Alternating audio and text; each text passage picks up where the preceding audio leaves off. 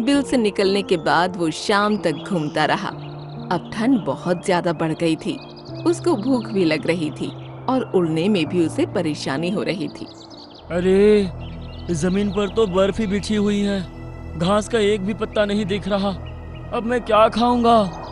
वो आगे बढ़ना चाहता था, लेकिन ठंड के कारण उसके पंख भी अकड़ गए और सर्द हवा का झोंका उसको पीछे की तरफ उड़ा ले गया।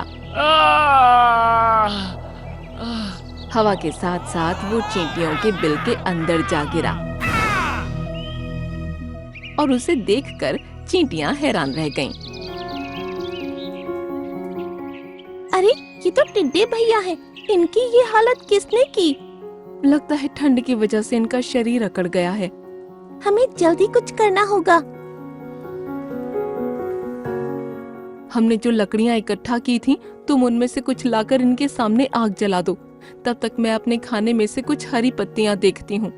अब कुछ चींटियों ने टिड्डे के सामने लकड़ियां रखकर आग लगा दी। ये कहकर चींटी रानी उस कोने में गई जहाँ पर उन्होंने खाने का सामान इकट्ठा किया था। वहाँ से उन्होंने एक अमरूद में लगी हरी पत्ती उठाई और वापस टिड्डे के पास पहुँची। चींटियों ने तब तक टिड्डे के सामने आग जला दी थी और अब उसकी आंखें खुल चुकी थीं। इस आग के सामने बहुत राहत मिल रही है। तुम लोगों का बहुत बहुत शुक्रिया।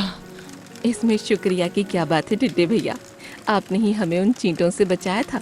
अगर आप वैसा नहीं करते तो हम भी आपकी तरह ठंड में अकड़कर भटकते फिरते। लेकिन तुम लोगों की बातें मानकर अगर मैं खाना इकट्ठा कर लेता तो अभी तक भूखा नहीं होता।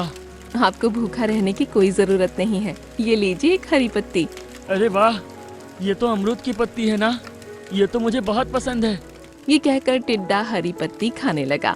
आग के सामने बैठकर उसकी सर्दी दूर हुई और पत्ती खाकर उसकी भूख शांत हो गई और वो एकदम अच्छा हो गया।